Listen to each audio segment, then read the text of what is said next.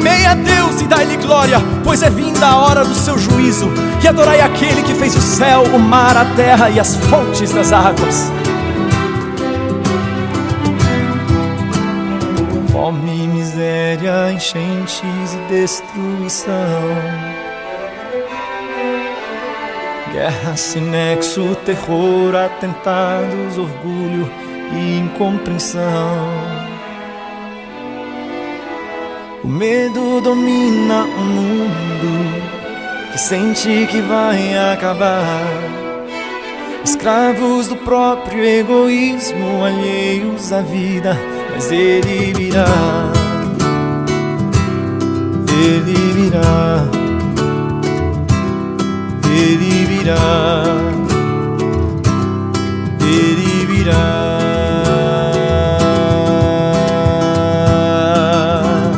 Falsos profetas enganam o povo de Deus. Falsas doutrinas e falsos milagres dão margem, razão aos ateus. Esqueceu-se do dia sagrado, ignora-se a lei do Senhor.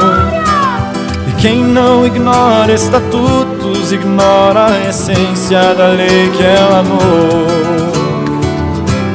Mas ele virá. Ele virá. Ele virá. Ele virá. Ele virá. Ele virá. Ele virá.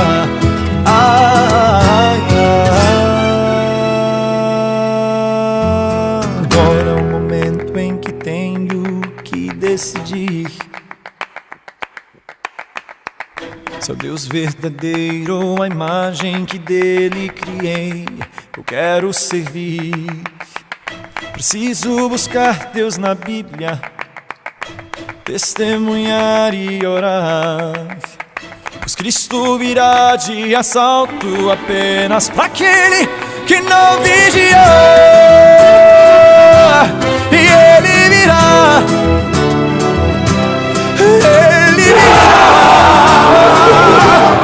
Ele virá. Ele virá.